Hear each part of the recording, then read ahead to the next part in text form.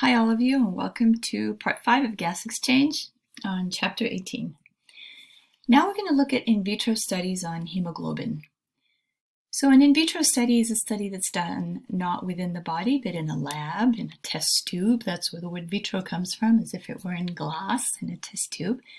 And we're going to look at that affinity that we say of oxygen to hemoglobin. So what you'd want to do is expose samples of hemoglobin. So you have the molecule, you have the protein, and you want to expose it to various partial pressures of oxygen levels. So you can expose it to a low pressure of oxygen, a medium pressure of oxygen, a little bit higher, and you've got all these set values that you want to expose the hemoglobin to and see what happens. Because there's a couple things. One is you want that affinity to be great, right? You want oxygen to just sort of stick onto that hemoglobin.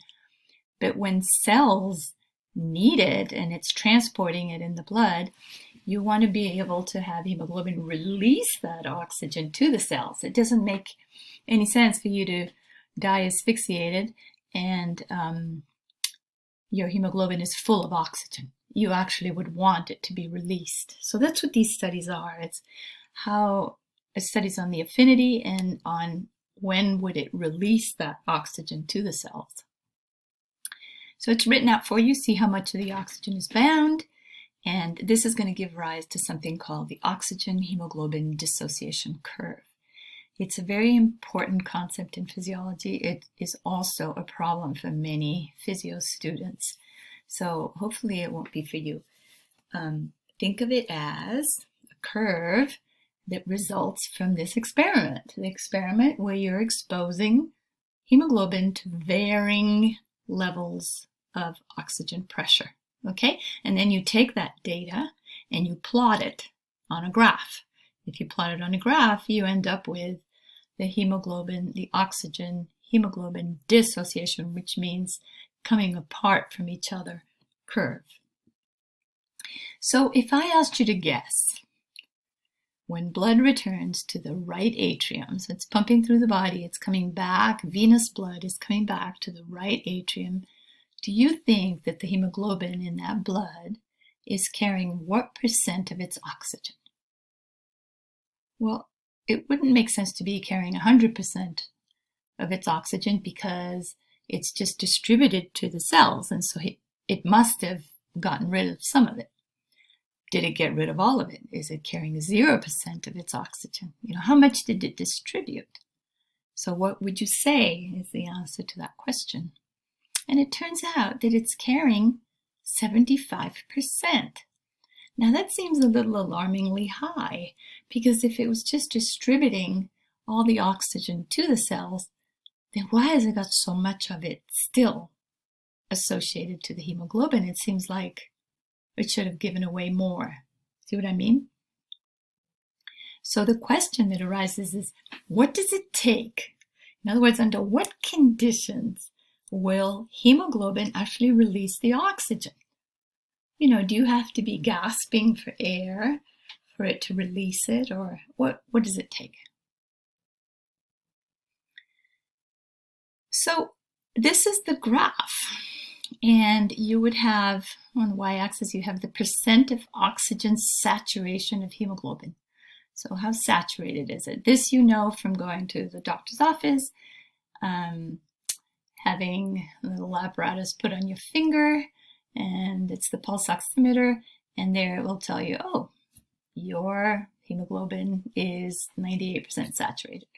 Okay, and you get that number that's usually pretty high when you're well. So what we want to see is in the alveoli, I've told you before, that pressure is going to be 100 millimeters of mercury. We know that, right? We're bored of that already. And so given that that's what it is in the alveoli, well, let's compare. If that's how much you had coming into your alveoli, now let's look at what that percent saturation of the hemoglobin would be. So given that you have this really great incoming pressure of oxygen, it would make sense that you have this really high saturation and you're doing super well, right? excellent level, very healthy. Okay, let's say now, and this is what their experiment was. Well, let's say that you don't have 100. Something's going wrong and you only have 90. And so then they saw, well, how much of it when you have that level of oxygen, hemoglobin does what? How much of it is it captivating? And you come up to the line and it's still like 98. And if in the alveoli you had 80, that seems quite a drop, 20% drop. You come back up and you see, and it's still, over 90. So that should be a little alarming. And you go, well, let's say that it's 60, right? And you have you're having this lower level of oxygen, you're still up in the 90s. So what does it take for this hemoglobin to actually break those bonds and release that oxygen? Well, we know that the resting cell is at around 40, right? So notice that this starts to drop, and a cell is around 40 millimeters of mercury of pressure. So there, this is going to unload. It's going to give it more of that oxygen, saying, okay, you're a cell, you're getting a little low there. Here, let me give you that oxygen. And then that number keeps dropping, right? But what's important to see about this curve, and I'm going to draw a second one here with a different color just for you to get that idea, and then I'll erase it. This curve is it a straight line like this? And the answer is no, it's not. It's a curve that looks like hold on, hold on, hold on, and then drop. Correct? So that's what you have to be looking at when you look at this curve. And I'm going to take my eraser and get rid of this here. But and then what is the point of having that kind of curve where hemoglobin will hold on to oxygen when there's a lot of pressure of oxygen around, and then only later when it starts to really be low, the conditions start to be low in oxygen, only then does hemoglobin actually release it pretty dramatically. But before that, it wants to hold on to it. Hence, your blood coming back into the right atrium still fully loaded because you're doing fine. That's your savings account. You still have a lot of oxygen present there, and you'll just load up that extra 25% next time the blood reaches the alveoli.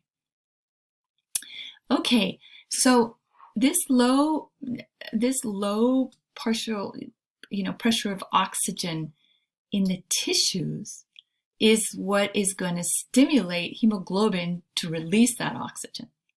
Because if it were higher than that, it's not going to do it. It's going to keep holding on to it.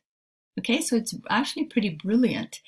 If in need, I'll release the oxygen. If not, I'm going to hold on to it. That's kind of the hemoglobin mantra. So large amounts of oxyhemoglobin remaining in the venous blood serves as your savings account, as your oxygen reserve. I told you already, it's still about 75% saturated when it returns to the heart. It's not going to let go unless it's a situation that really needs it. So this amount is enough to keep your brain and heart alive for about 5 minutes if you were to stop breathing. That's a pretty good savings account. Okay, so you stop breathing and you still have that amount. And then you hear some stories of people surviving longer than that, falling into water and surviving longer than that, because if you chill the body, that goes longer. Because metabolic rate drops, everything gets dampened, and you need less oxygen. And you hear the stories of the child who fell into the freezing water and lasted 12 minutes or something, and that is definitely possible under those conditions. So think about it then always as that you want unloading to be very flexible. Okay, when in need, yes, unload, says hemoglobin. When not, hold on to it. So I just wrote that out so you have it in your notes. In a condition of low oxygen, you don't want hemoglobin to hang on to it. You want it to be released. If you need more, quote unquote, spending oxygen or spending money, spending oxygen, then you have less in the savings account. I think that's a really good analogy. Okay, so if that is clear, we're going to move on now to some of the factors that affect the unloading. It's like, well, under what conditions would it be a little different? It would either hold on to it for longer or release it sooner. Okay, so these experiments continued, and in this particular curve here, they studied pH. It's like, well, what if this individual was in a condition where they were in acidosis, or maybe they had, let's start with that one. So we're looking at pH. So acid decreases that affinity, so the pH drops. So as carbon dioxide is converted to carbonic acid, let's say you have high level of carbonic acid, right? CO2 was high, you've converted it to carbonic acid, that's an acid, right? So the pH, this is normal, 7.4, this is dropping. So if the pH is lower in this individual, this was obviously done in vitro again, but in this individual, given a condition of acidosis, where your pH is dropping, which means your CO2 is high, then it would make sense for this original curve to come in this direction, right? Further this way. So this curve is coming, further this way because I want to be able to release it sooner. See if it makes sense. So if at 50, I'm going to come up to 50. At acidosis, it's already releasing that oxygen. Hemoglobin is releasing that oxygen. But if you had a normal pH, it would be higher. It would be holding on to it for longer. And if it was a little basic, it would even hold on to it for even longer. So what do we learn from this? Is that hemoglobin, let's go here, hemoglobin unloads more easily at a lower pH. That should make total sense because something's going wrong if the pH is low, so give those tissues more oxygen. Okay, that's the effect of pH. Let's look at another one. Let's look at the effect of temperature. Take a minute to look at that graph.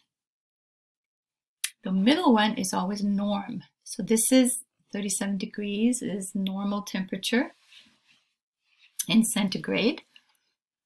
So if your temperature would rise, so you're out running a lot and your temperature is rising a little bit in the body, would it make sense that you were more needy of oxygen given that you were running around and your temperature was higher? Yes. So you would need more of that oxygen. So then it makes sense that, let's say you were at, let's make it 80 this time, you were at 80, you would want then, right? You would release, that hemoglobin would release that oxygen sooner than if you were way up here at regular body temperature. And if this got even higher, this would even, go lower. It's hard for me to draw with this without getting all goofy. And this is a very low temperature, so body temperature really low. It's going to hold on to it for longer. Hence the story of the little kid falling through the ice, right?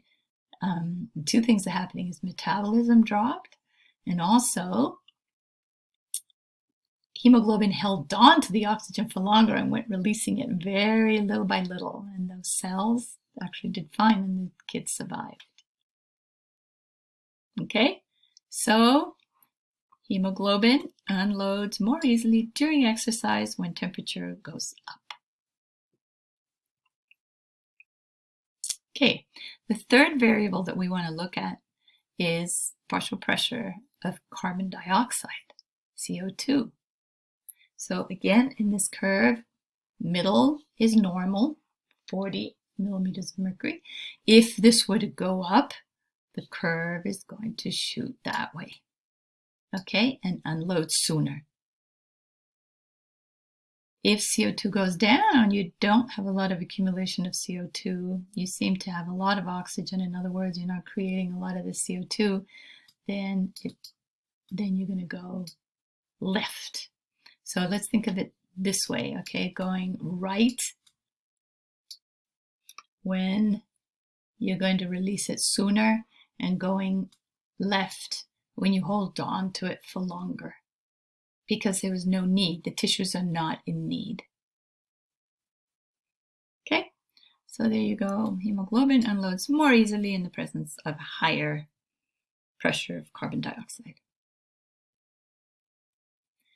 This last variable, the DPG 2,3-diphosphoglycerate, DPG accumulates during anaerobic respiration. Remember? So if it's anaerobic respiration, it means you're kind of low on oxygen, and you could do with more of that oxygen because you're out of breath. You haven't been able to supply your tissues with enough oxygen, and you're anaerobic. So DPG ends up in the tissues, and you see it in the tissues during anaerobic respiration. So if you were to do this in a lab, and all of a sudden, in your experiment, add a little bit of DPG to the system, mimicking that anaerobic condition, then again, it would shift to the right.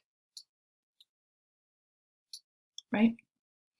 And if you have the normal DPG, it would look like this. And if you actually were able to remove the DPG in the experiment, it would hold on to it for even longer.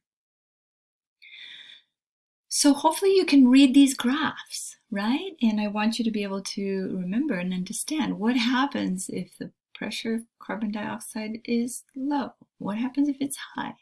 What happens if the temperature is low? What happens if the temperature is high? And go through these graphs. Make sure that you understand those. Let's stop there.